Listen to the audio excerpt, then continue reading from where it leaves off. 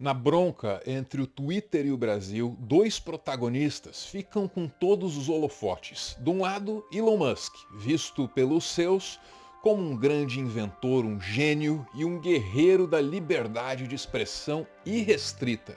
Do outro lado, Alexandre de Moraes, encarado pela sua torcida como um homem firme, implacável e um campeão da soberania nacional.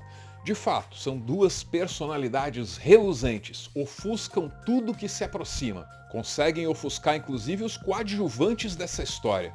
Só que tem um coadjuvante aí que é grande demais para ser ignorado. Eis que a China entra em campo. Eu sou o Arvro e esse é o meu textão sobre a crise do Twitter. Você conhece a história. Elon Musk, já conhecido pelos seus foguetes e carros elétricos, compra o Twitter, uma rede social influente. Ao custo de 40 bilhões de dólares, ele esperava levar a voz dele e as ideias dele mais longe. Não é a minha interpretação, é o que ele mesmo disse em várias ocasiões. Depois da aquisição, a plataforma sofreu diversas mudanças, inclusive para promover os posts do próprio Elon Musk, que em dado momento reuniu uma equipe na noite de domingo para saber por que o perfil dele não tinha o alcance que ele queria. Paralelamente a isso, o Twitter foi ganhando uma fama de permissividade com supremacistas, nazistas e similares. Isso se tornou um problema em vários países.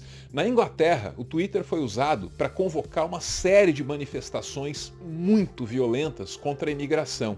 O Elon Musk não apenas defendeu essas manifestações aí, como ainda disse que a Inglaterra tinha mais é que cair numa guerra civil.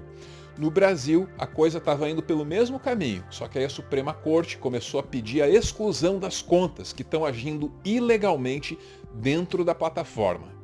O Alexandre de Moraes já vinha requisitando que o X retirasse do ar perfis com postagens de mensagens antidemocráticas. Muitas vezes essas ordens foram questionadas, vêm sendo questionadas desde abril pelo Elon Musk, que é o dono do X, até que Elon Musk falou, olha, então...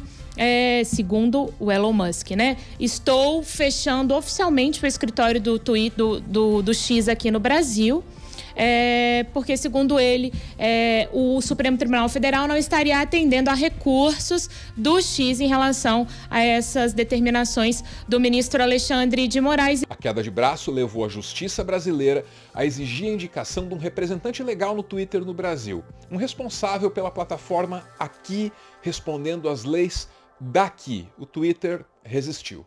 Porque foi justamente essa a gota d'água para que o ministro Alexandre de Moraes, ministro do Supremo Tribunal Federal, indicasse que caso a ordem de indicar um representante aqui no Brasil não fosse cumprida, que o X poderia ser suspenso aqui no Brasil. E é isso que nos traz a esse momento em que o Brasil decide banir a plataforma. Não é um acontecimento banal, até o presidente da República tem que se posicionar. Ele pensa que é o quê? Então é o seguinte, cara, ele tem que respeitar a decisão da Suprema Corte Brasileira. Se quiser, bem, se não quiser, paciência. Se não for assim, esse país nunca será soberano. Esse país não é um país que tem uma sociedade complexo de vira-lata, que porque o cara é americano gritou, a gente fica com medo. Não. Esse cara tem que aceitar as regras desse país. Muita coisa acontecendo no Brasil, nossa atenção fica presa aqui dentro e a gente esquece do que está acontecendo lá fora. Por exemplo, ministro francês diz que Twitter pode ser banido da União Europeia. E aqui você vai entender que a União Europeia tem um código de conduta para as redes sociais. Esse código era uma mera sugestão. Era, né? Passou a ser obrigatório agora, em agosto. E o Twitter agiu como? Olha isso. O Twitter anunciou que vai abandonar o seu compromisso com o quadro de boas práticas da União Europeia sobre as redes sociais, código de conduta reforçado sobre desinformação, e os dirigentes europeus estão preocupados, já que a partir de agosto essas regras serão obrigatórias. Entre algumas das principais medidas estão a obrigação de retirar conteúdos ilícitos e proibição de publicidade focada em menores. Quem não cumprir essas regras pode ser multado em até 6% dos seus lucros. E isso coloca as coisas em perspectiva para os brasileiros. Muita gente aqui encara a ideia de banir o Twitter como uma censura, porque até aqui, só quem acompanha o Brasil nessa coisa de banir Twitter são países fora do dito Ocidente, países que tendem a não ser vistos como democráticos na mídia hegemônica. Na China, o acesso ao X é bloqueado desde 2009.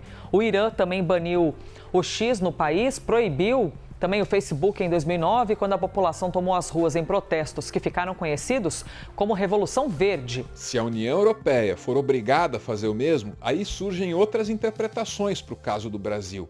O nosso país estaria entrando na vanguarda, na defesa dos Estados nacionais, contra a interferência do capital transnacional que está financiando a revolta da extrema-direita no mundo afora. E aqui entra uma diferença, que é a história colonial do Brasil, que coloca o país na posição de ser tutelado pela potência da vez. Os Estados Unidos sempre fizeram de tudo para defender os interesses das empresas deles por aqui. E nesse momento não é diferente. Foi uma nota que saiu mais cedo, antes da decisão do ministro Moraes, da Embaixada dos Estados Unidos.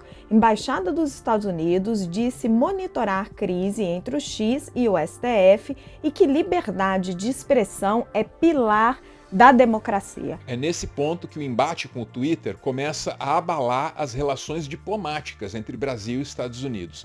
É uma história que a América Latina sabe muito bem como começa e como termina. Primeiro, eles dizem que o país não é democrático, depois aplicam sanções e, se bobear, patrocinam um golpe de Estado.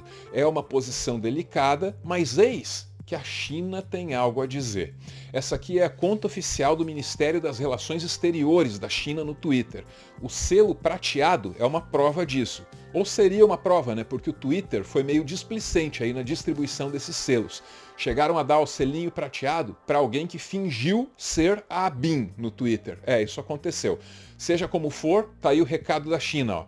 A China apoia firmemente os países latino-americanos na oposição à interferência externa e na defesa da soberania. Os Estados Unidos não devem fazer o que quiserem e fazer ouvidos moucos às preocupações legítimas e ao chamado por justiça dos países latino-americanos. O que os países latino-americanos mais precisam é de respeito, igualdade, não interferência em assuntos internos e cooperação ganha-ganha. A ultrapassada doutrina Monroe dos Estados Unidos, o intervencionismo, a intimidação, a coerção, as sanções e os bloqueios são as últimas coisas que eles querem. A doutrina Monroe se estabeleceu quando os Estados Unidos intimou a Europa a ficar fora das Américas. Com isso, a gente passou a ser chamado de quintal dos Estados Unidos. O slogan dessa doutrina aí era América para os americanos. Só que América eram as Américas, inteirinhas, né? E americanos eram só os do norte. A China, com esse comunicado, também está dizendo América para os americanos. A diferença é que o sentido de americano aqui é muito mais amplo. Muito obrigado por ver esse vídeo até o final. Ou quase, como esse é o Meteoro TXT, dedicado aos textões, a gente encerra com Rui Barbosa. A soberania do povo é o alfa e o ômega, o princípio e o fim. Nenhuma autoridade, seja qual for, coparticipa com ela nesta supremacia.